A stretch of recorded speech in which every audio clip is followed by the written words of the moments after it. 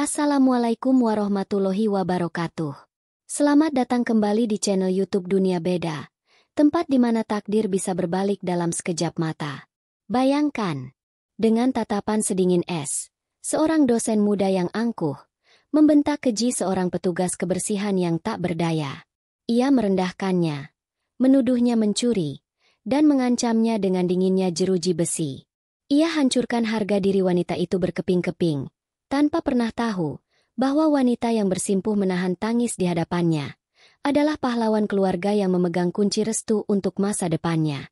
Bagaimana sebuah acara lamaran yang seharusnya penuh bahagia bisa berubah menjadi panggung penyesalan paling memalukan dalam hidupnya? Namun sebelumnya, bagi yang beragama Islam, saya sarankan untuk menuliskan sholawat Nabi Muhammad, agar kelak sholawat ini menjadi saksi untukmu mendapat syafaat di akhirat. Like dan subscribe ke channel ini sangat membantu menambah wawasan dan membantu kami membuat cerita baru yang menghibur. Langit Bandung pagi itu tampak cerah, namun hawa sejuk khas pegunungan tetap menyelinap masuk melalui jendela-jendela besar di koridor utama Universitas Cakrabuana. Ardi melangkahkan kakinya dengan cepat dan terukur, seolah setiap detik adalah aset berharga yang tidak boleh terbuang sia-sia. Di usianya yang baru menginjak 28 tahun, ia telah berhasil meraih posisi sebagai dosen tetap di salah satu universitas swasta paling bergengsi di jantung kota kembang itu. Sebuah pencapaian yang selalu ia banggakan dalam hati. Kemeja birunya yang licin disetrika sempurna, dan sepatu pantofel kulit impornya berdecit pelan di atas lantai marmer yang mengkilap, memantulkan bayangan langit-langit koridor yang tinggi dan megah. Pagi ini, seperti pagi-pagi lainnya, ia merasa dunia berada dalam genggamannya. Pikirannya sudah tertuju pada materi perkuliahan tentang manajemen strategis yang akan ia sampaikan, dan juga rencana makan malam romantis dengan Sarah, kekasihnya, akhir pekan nanti. Semuanya terasa sempurna, tersusun rapi seperti agenda digital di gawainya. Namun, kesempurnaan itu tiba-tiba saja retak. Saat ia berbelok tajam di persimpangan koridor menuju Fakultas Ekonomi, sebuah pemandangan yang mengusik harinya muncul. Seorang petugas kebersihan wanita sedang mengepel lantai dengan gerakan yang menurut Ardi sangat lamban dan tidak efisien. Wanita itu, Maya, selalu ada di sana setiap pagi. Sosoknya mungil, dengan seragam biru pudar yang tampak sedikit kebesaran di tubuhnya, dan rambutnya yang selalu digulung rapi di balik jilbab instan berwarna gelap. Ardi mendecakkan lidahnya pelan. Dalam hati ia menggerutu. Kenapa harus dia lagi? Wanita ini seolah bergerak dalam tempo yang berbeda dari seluruh alam semesta. Sebuah anomali di tengah hiruk-pikuk kampus yang dinamis. Ardi memutuskan untuk mempercepat langkahnya, mencoba melewatinya dengan jarak yang cukup, namun takdir seolah ingin bermain-main dengannya pagi ini. Bruk. Ujung sepatu mahalnya tanpa sengaja menyenggol ember pel berwarna kuning yang diletakkan Maya di sampingnya. Ardi tidak terjatuh, namun ia terhuyung sejenak. Air keruh beraroma karbol tumpah, menciptakan genangan kecil yang langsung membasahi bagian depan sepatu kulitnya yang tadinya berkilau tanpa celah. Hening sejenak, Ardi menatap nanar sepatunya yang kini ternoda, lalu mengangkat wajahnya dengan tatapan dingin dan tajam yang menusuk. Wajah Maya pucat pasi, matanya membelalak ngeri melihat apa yang baru saja terjadi. Ember di tangannya bergetar hebat. Maaf, Pak. Saya sungguh tidak sengaja. Suara Maya terdengar lirih, nyaris seperti bisikan yang tertiup angin. Ia menundukkan kepalanya dalam-dalam, tidak berani menatap langsung ke mata dosen muda yang kini terlihat seperti predator yang siap menerkam mangsanya. Ardi menarik napas panjang, bukan untuk menenangkan diri, tapi untuk mengumpulkan semua kejengkelan yang memuncak di ubun-ubunnya. Maaf? Kamu bilang maaf? Desisnya tajam. Suaranya rendah namun penuh penekanan yang membuat beberapa mahasiswa yang baru lewat langsung mempercepat langkah mereka, pura-pura tidak melihat. Mbak itu kalau kerja pakai mata. Dong, lihat ini sepatu saya jadi basah. Kamu tahu ini sepatu apa? Gaji kamu sebulan juga nggak akan cukup buat ganti ini. Setiap kata yang keluar dari mulut Ardi bagaikan bilah pisau yang mengiris harga diri Maya. Wanita itu hanya bisa semakin menunduk. Bahunya bergetar menahan tangis yang mendesak ingin keluar. Ia ingin menjelaskan bahwa ia sudah meletakkan papan peringatan lantai basah beberapa meter sebelumnya, tapi lidahnya terasa keluh. Di hadapan amarah dosen itu, ia merasa kecil, tak berarti, dan sepenuhnya salah. Tangannya meremas gagang alat pel begitu erat hingga buku-buku jarinya memutih. Bau karbol yang menyengat tiba-tiba terasa begitu menyesakkan dadanya. Lain kali, kalau tidak kompeten, tidak usah bekerja di tempat seperti ini. Lanjut Ardi dengan nada menghina, seolah melontarkan vonis. Ia kemudian mengeluarkan sapu tangan dari saku celananya, mengelap sepatunya dengan gerakan kasar dan penuh rasa jijik. Tanpa mengucapkan sepatah kata pun lagi, ia melemparkan sapu tangan yang sudah kotor itu ke lantai di dekat Maya, lalu berbalik dan melanjutkan langkahnya yang angkuh. Meninggalkannya termangu di tengah koridor yang mulai ramai, dengan genangan air kotor di kakinya dan tatapan iba dari beberapa orang yang sempat menyaksikan adegan singkat yang memilukan itu. Maya memejamkan matanya sejenak, merasakan pipinya yang panas karena menahan malu. Satu tetes air mata akhirnya jatuh, bercampur dengan tumpahan air pel di lantai marmer yang dingin itu. Ia tidak tahu bahwa takdir yang baru saja mempermainkannya sebenarnya sedang merajut sebuah skenario yang jauh lebih besar dan rumit dari sekadar sepatu mahal dan tumpahan air pel. Insiden di koridor tadi pagi hanyalah sebuah ria kecil yang dengan cepat dilupakan oleh Ardi. Begitu ia memasuki ruang kerjanya yang sejuk dan privat, dunia kembali tertata seperti semula. Ruangan itu adalah cerminan dirinya. Rapi, modern, dengan rak buku yang menjulang tinggi berisi literatur-literatur ekonomi internasional, dan sebuah jendela besar yang menyuguhkan pemandangan lanskap kota Bandung yang sibuk. Dari lantai 7 gedung fakultas, mobil-mobil di jalan Dipati Ukur tampak seperti mainan yang bergerak lambat.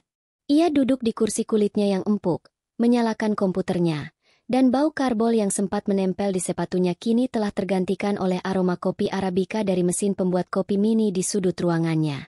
Dunia kembali sempurna. Gawai di atas mejanya bergetar, menampilkan nama Sarah My Love di layarnya. Wajah Ardi yang tadinya kaku seketika melunak. "Halo, sayang. Aku baru saja mau meneleponmu," sapanya dengan suara yang hangat, 180 derajat berbeda dari intonasinya beberapa saat yang lalu. Di seberang sana, suara tawa Sarah yang renyah terdengar. Mereka berbicara tentang rencana akhir pekan. Tentang pertemuan keluarga yang akan menjadi langkah pertama mereka menuju jenjang yang lebih serius. "Jadi nanti malam kita jadikan cari cincin di Cihamplas Walk?" tanya Sarah. "Tentu saja jadi. Setelah itu kita makan malam di Dago Pakar. Ya? Ada tempat baru di sana. Pemandangannya bagus sekali." "Aku sudah pesan tempat," jawab Ardi. Jemarinya mengetuk-ngetuk pelan permukaan meja kayunya yang mengkilap. Baginya, memberikan yang terbaik untuk Sarah adalah sebuah keharusan, sebuah pembuktian atas kesuksesan yang telah ia raih dengan kerja kerasnya. Setelah panggilan telepon berakhir, Ardi kembali fokus pada pekerjaannya. Ia harus menyiapkan bahan presentasi untuk rapat penting dengan dekanat besok lusa. Sebuah proyek riset kerjasama internasional yang ia pimpin. Ia meraih tas kerjanya, mencari sebuah benda kecil yang sangat vital. Sebuah flash disk metalik berwarna perak, tempat ia menyimpan seluruh data mentah dan kerangka presentasinya. Ia membongkar isi tasnya. Tidak ada. Ia memeriksa laci mejanya. Kosong. Ia berdiri, menepuk-nepuk saku celananya, lalu saku jas yang tergantung di belakang pintu. "Nil." Ketenangan Ardi mulai terkikis. Keringat dingin mulai muncul di pelipisnya. Ia adalah orang yang sangat terorganisir.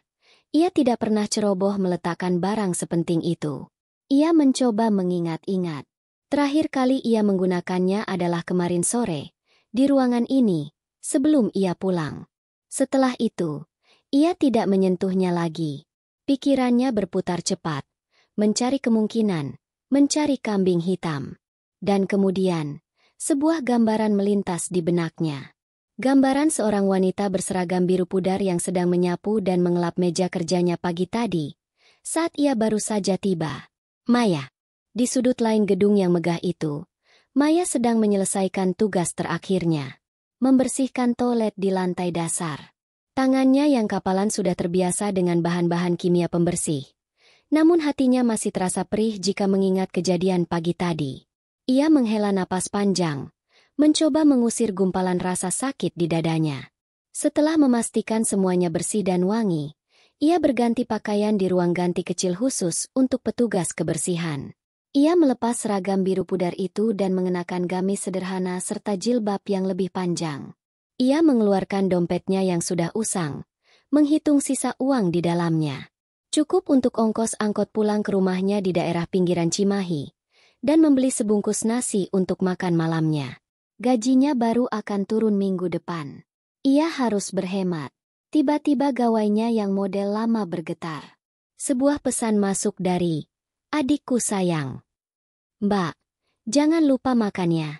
Jangan terlalu capek kerjanya. Sarah sayang Mbak." Sebuah senyum kecil yang tulus akhirnya terukir di bibir Maya. Pesan singkat itu adalah bahan bakar terbaiknya, sumber kekuatannya. Untuk Sarah, adiknya satu-satunya, tidak ada pengorbanan yang terasa terlalu berat. Ia memasukkan kembali gawainya ke dalam tas selempang tuanya dan bergegas melangkah keluar. Ia ingin segera sampai di rumah kosnya yang kecil, merebahkan tubuhnya yang lelah. Langkahnya terhenti di lobi utama. Ardi berdiri di sana, seolah sedang menunggunya.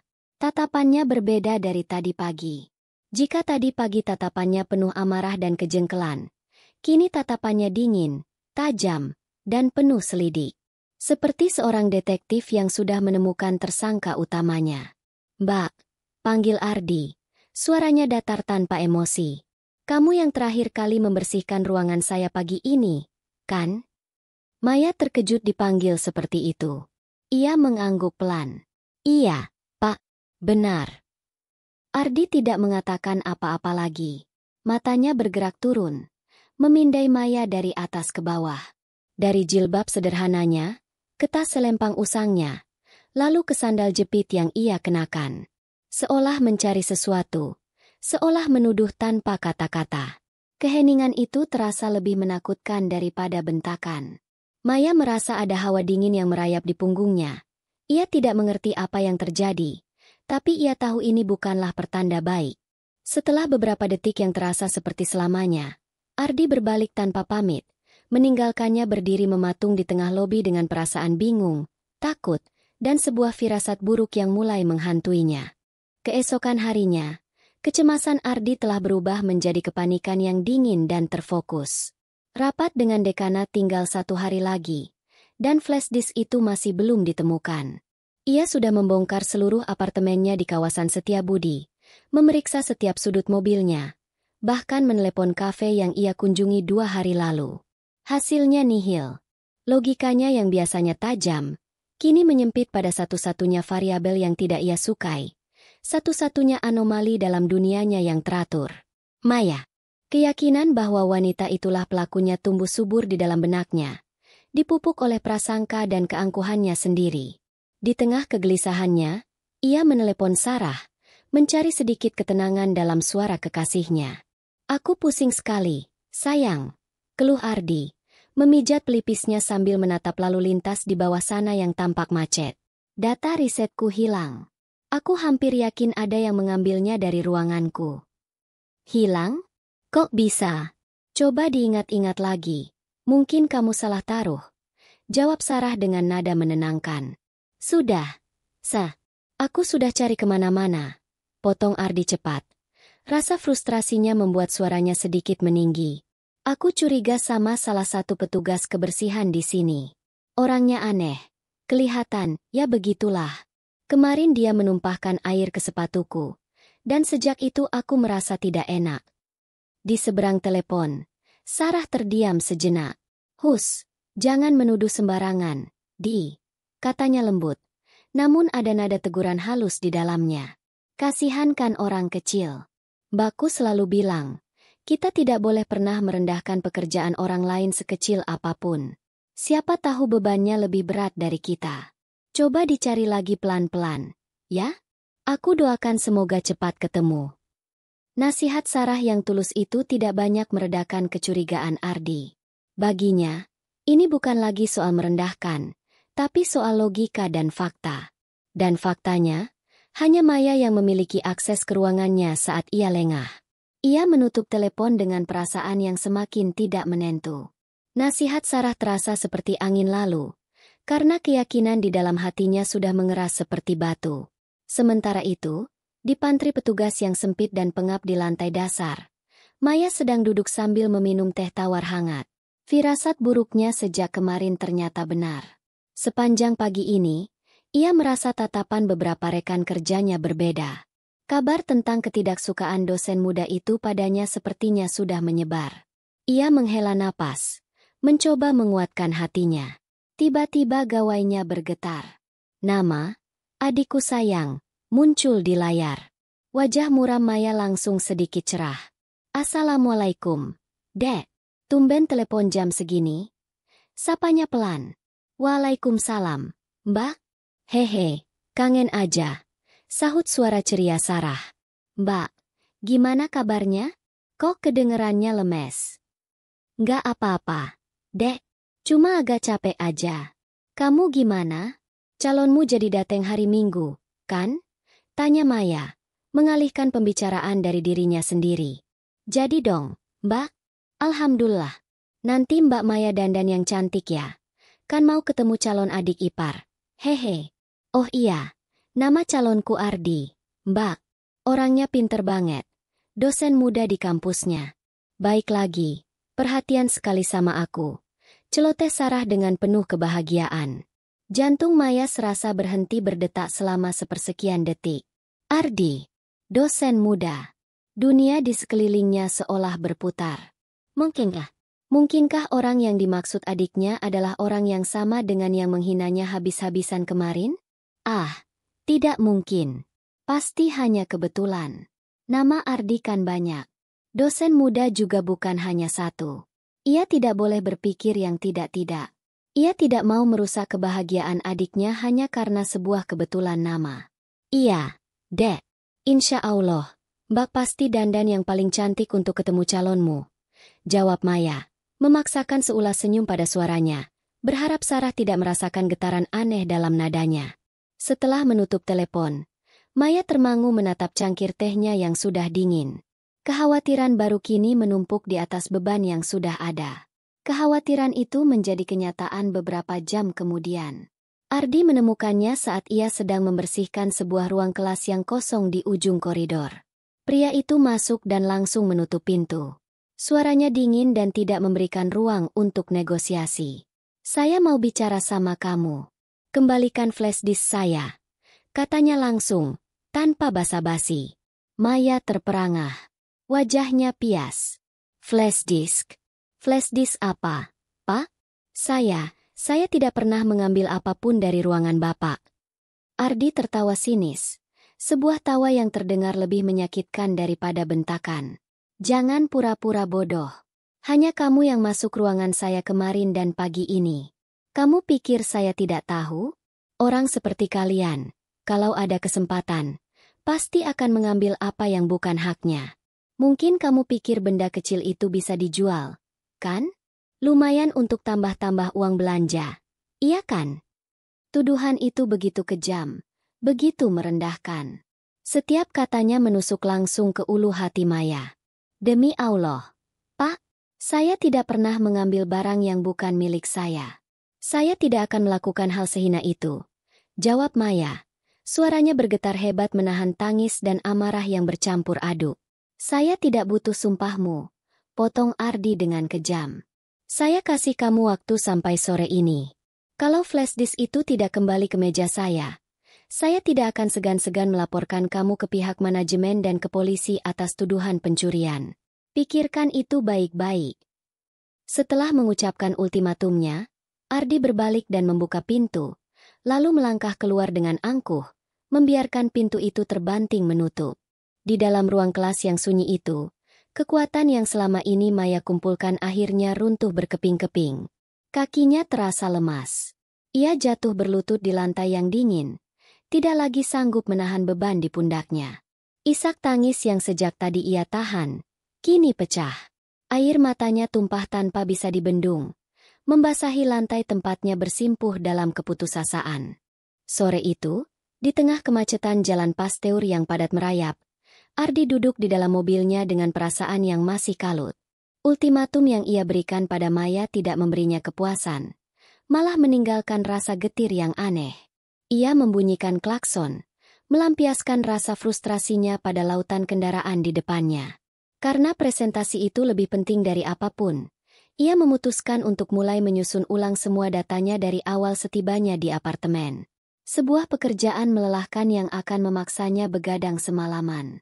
Sambil menghela napas kasar, ia meraih tas kerjanya di kursi penumpang, hendak mengambil pengisi daya portabel. Saat tangannya merogoh ke dalam sebuah kantung samping yang jarang ia gunakan, jemarinya menyentuh sesuatu yang kecil, dingin, dan berbentuk persegi panjang. Ia menariknya keluar.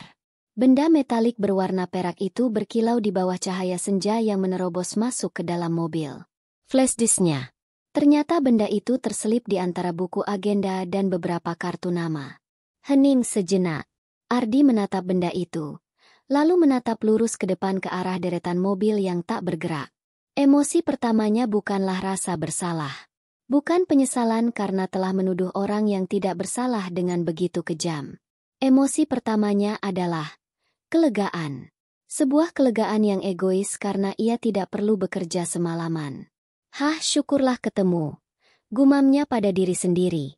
Ternyata terselip di sini.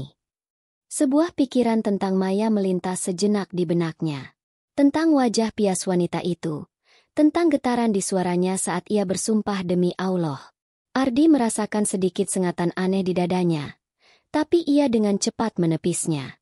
Yah, sudahlah, pikirnya. Mencari pembenaran untuk meredam rasa tidak nyamannya. Lagi pula kinerjanya memang buruk. Anggap saja ini peringatan untuk dia agar lebih teliti dalam segala hal. Tidak ada gunanya juga aku menemuinya lagi hanya untuk bilang benda ini sudah ketemu. Itu akan membuatku terlihat bodoh. Ia memasukkan flashdisk itu ke dalam laptopnya, dan pikirannya pun segera beralih sepenuhnya pada deretan angka dan grafik. Insiden dengan Maya ia kubur dalam-dalam, dianggap sebagai sebuah episode kecil yang tidak penting dan tidak perlu diingat lagi. Hari Sabtu pun tiba, sehari sebelum acara lamaran. Di sebuah rumah mewah bergaya modern di kawasan elit Setraduta, kesibukan terasa begitu elegan.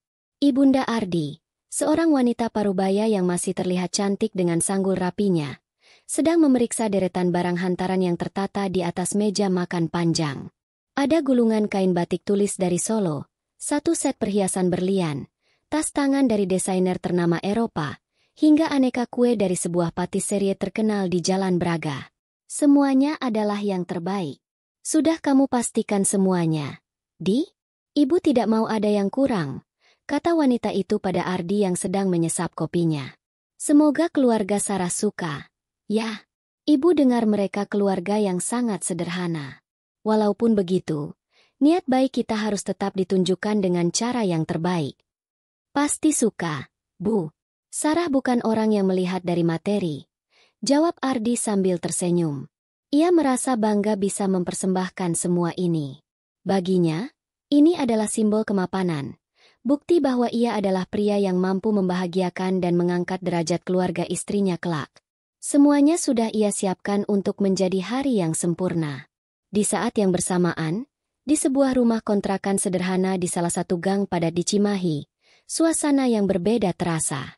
Tidak ada kemewahan, namun kehangatan terasa di setiap sudutnya. Aroma opor ayam dan sambal goreng ati yang sedang dimasak oleh Maya menguar dari dapur kecilnya, memenuhi seluruh ruangan. Sarah, adiknya, baru saja selesai mencoba sebuah gamis brokat berwarna pastel yang ia sewa khusus untuk acara besok. Wajahnya berseri-seri penuh kebahagiaan. Mbak, lihat deh, bagus nggak? Tanyanya sambil berputar di depan cermin tua yang sedikit buram. Maya tersenyum dari ambang pintu dapur. Senyuman yang tulus meski ada sebersit kekhawatiran yang ia sembunyikan rapat-rapat di dalam hatinya. Bagus sekali, Dek. Kamu cantik sekali. Calon suamimu pasti pangling besok. Ih, Mbak bisa aja, sahut Sarah tersipu. Nanti Mbak jangan kaget ya. Ardi itu ganteng banget loh. Mana pinter lagi. Aku beruntung sekali bisa dapat dia, Mbak. Maya hanya mengangguk pelan, Tangannya tanpa sadar mengelap ke celemeknya yang basah. Setiap kali nama Ardi disebut, jantungnya berdebar sedikit lebih kencang. Ia terus berdoa dalam hati. Semoga semua firasat buruknya salah. Semoga Ardi yang akan datang besok adalah Ardi yang lain. Iya, Dek, katanya lembut. Yang paling penting, orangnya baik dan bisa menjagamu selamanya. Hari Minggu yang dinanti pun tiba. Langit cerah seolah ikut merestui. Tepat pukul 10 pagi, sebuah iring-iringan dua mobil mewah memasuki gang sempit di depan rumah Maya dan Sarah. Sebuah Alphard hitam yang mengkilap, diikuti oleh sebuah Fortuner putih. Tetangga yang sedang duduk-duduk di teras rumah mereka langsung terdiam. Mata mereka mengikuti mobil mahal itu dengan tatapan takjub. Anak-anak kecil yang sedang bermain kelereng bahkan berhenti, menatap dengan mulut sedikit terbuka. Konfu itu berhenti tepat di depan rumah kontrakan kecil bercat hijau muda yang pagarnya baru saja dicat ulang oleh Maya kemarin. Pintu mobil Alphard terbuka. Sesosok pria tegap melangkah keluar. Mengenakan kemeja batik lengan panjang yang dibuat khusus, dengan tatanan rambut rapi dan senyum penuh percaya diri. Ardi. Ia menatap rumah sederhana di hadapannya, merapikan sedikit kerah bajunya, dan bersiap untuk menjalani hari yang ia yakini akan menjadi salah satu hari terbaik dalam hidupnya. Sama sekali tidak menyadari bahwa di balik pintu rumah itu, takdir telah menyiapkan kejutan terbesar yang pernah ia bayangkan. Pintu rumah bercat hijau muda itu terbuka. Sosok Sarah muncul di baliknya, terlihat begitu anggun dalam balutan gamis brokatnya. Wajahnya yang cantik merona karena gugup sekaligus bahagia. Di belakangnya, berdiri kedua orang tuanya. Sepasang suami istri parubaya dengan raut wajah yang ramah dan tulus, mengenakan pakaian batik terbaik mereka yang sederhana. Senyum Ardi terkembang sempurna. Inilah momennya. Ia melangkah maju, diikuti oleh keluarganya, dan menyalami calon mertuanya dengan takzim. Mereka dipersilakan masuk ke dalam ruang tamu yang mungil namun terasa begitu nyaman dan bersih. Udara di dalamnya hangat, kontras dengan hawa sejuk dari pendingin udara di mobilnya. Kontras, kata itulah yang terus berputar di benak Ardi. Ia melihat keluarganya yang duduk di sofa, mengenakan pakaian seragam berwarna mocha yang mewah, tampak sedikit kaku dan terlalu mencolok di tengah kesederhanaan ruangan itu. Lalu ia melihat keluarga Sarah. Ayahnya hanya seorang pensiunan pegawai negeri biasa, dan ibunya seorang ibu rumah tangga. Mereka duduk dengan postur yang santun, terlihat sedikit terintimidasi oleh kemewahan yang dibawa keluarga Ardi, namun sorot mata mereka penuh dengan kebahagiaan tulus menyambut kedatangan mereka. Di atas meja kayu yang sudah tua namun terawat baik, hanya ada beberapa piring kue bolu kukus buatan sendiri, beberapa toples rengginang, dan teko teh yang masih mengepulkan uap. Begitu jauh berbeda dengan puluhan kotak hantaran mewah yang dibawa oleh keluarganya, yang kini diletakkan berjejer di sudut ruangan, tampak seperti monumen kemegahan yang asing. Setelah hening canggung beberapa saat, ayah Ardi, seorang pengusaha properti yang terbiasa berbicara di forum-forum formal, membuka percakapan. Ia menyampaikan maksud dan tujuan kedatangan mereka dengan bahasa yang tertata rapi, tentang niat baik untuk menyatukan dua keluarga melalui ikatan suci antara putranya, Ardi, dan putri mereka, Sarah. Ayah Sarah menyambutnya dengan suara yang sedikit bergetar karena haru, mengucapkan rasa syukurnya karena keluarga terpandang seperti keluarga Ardi mau datang ke gubuk mereka. Ardi sesekali melirik ke arah Sarah yang duduk di samping ibunya, menunduk malu. Mereka bertukar senyum sekilas. Sebuah komunikasi tanpa suara yang hanya mereka berdua yang mengerti.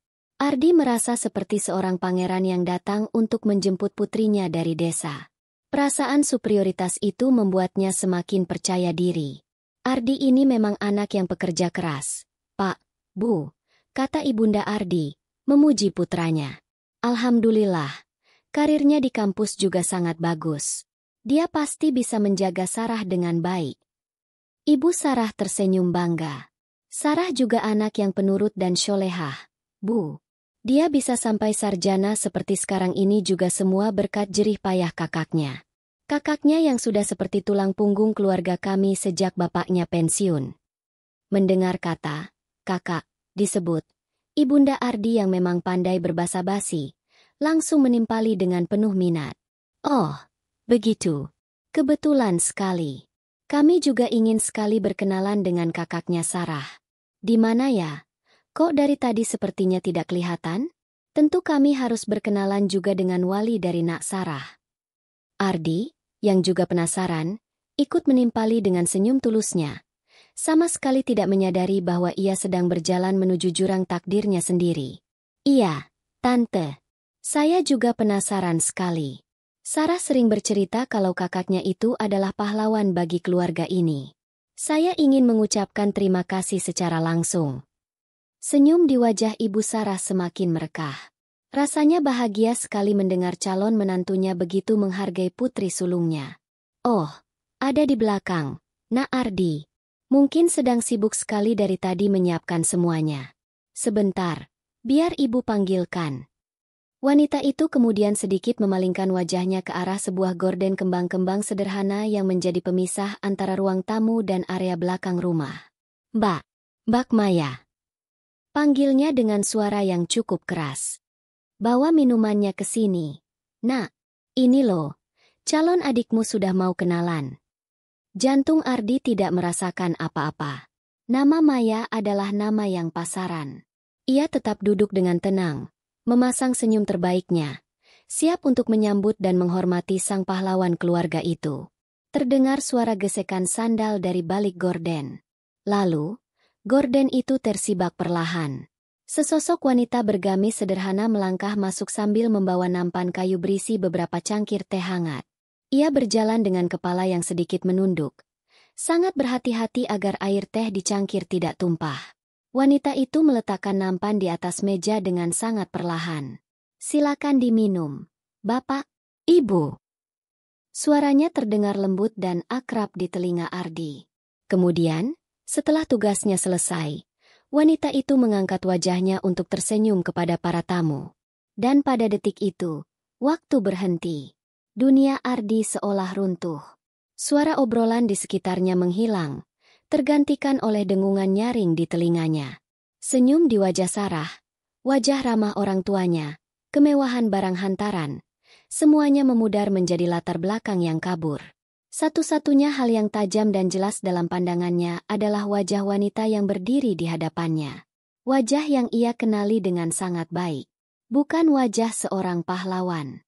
Itu adalah wajah seorang pesuruh. Wajah petugas kebersihan yang sepatunya ia nodai. Wajah tertuduh yang ia hina dan ancam akan ia laporkan ke polisi. Wajah penuh air mata yang terakhir kali ia lihat di lantai sebuah ruang kelas yang kosong. Maya. Keheningan di ruang tamu itu terasa padat, berat, dan bisa diiris dengan pisau. Waktu yang tadinya berhenti, kini berjalan kembali dengan tempo yang menyiksa. Senyum di wajah setiap orang telah membeku, lalu mencair menjadi ekspresi kebingungan dan syok. Sarah adalah yang pertama kali berhasil memecah kebisuan. Matanya bergerak bolak-balik dari wajah Ardi yang pucat pasi, ke wajah kakaknya, Maya, yang kini menatap lantai dengan tatapan kosong. Loh, Mas Ardi? Mbak? Tanya Sarah. Suaranya terdengar ragu. Kalian kok diam? Apa kalian sudah saling kenal sebelumnya? Pertanyaan polos itu bagaikan kunci yang membuka kotak Pandora. Maya tersentak, seolah baru tersadar dari mimpi buruk. Tanpa mengangkat wajahnya, ia berbalik, hendak lari kembali ke dapur, ke tempat persembunyiannya. Ia tidak sanggup. Ia tidak sanggup berada di ruangan ini satu detik pun lagi. Tunggu. Suara Ardi terdengar serak, nyaris tidak dikenali. Langkah Maya terhenti di ambang pintu dapur. Punggungnya kaku. Semua mata kini tertuju pada Ardi, menuntut sebuah penjelasan. Ardi menelan ludah yang terasa pahit. Tenggorokannya kering. Ia menatap Sarah yang menatapnya penuh tanya. Lalu menatap orang tua Sarah yang wajahnya penuh kebingungan. Dan terakhir, ia menatap punggung Maya yang bergetar. Tidak ada jalan untuk lari. Dinding keangkuhannya telah runtuh. Dan ia terkubur hidup-hidup di bawah reruntuhannya. Dengan tubuh gemetar, ia perlahan berdiri. Iya, Dek, Ayah, Ibu. Katanya, suaranya bergetar. Saya dan Mbak Maya, kami pernah bertemu. Ardi menarik napas panjang, mengumpulkan sisa-sisa keberaniannya. Lalu, Dengan kepala tertunduk dalam, ia menceritakan semuanya. Setiap detail yang memalukan. Ia menceritakan insiden tumpahan air pel, dan bagaimana ia menghina Maya dengan harga sepatunya. Ia menceritakan tentang flash disk yang hilang, dan bagaimana ia dengan kejam menuduh Maya sebagai pencuri di ruang kelas yang sepi.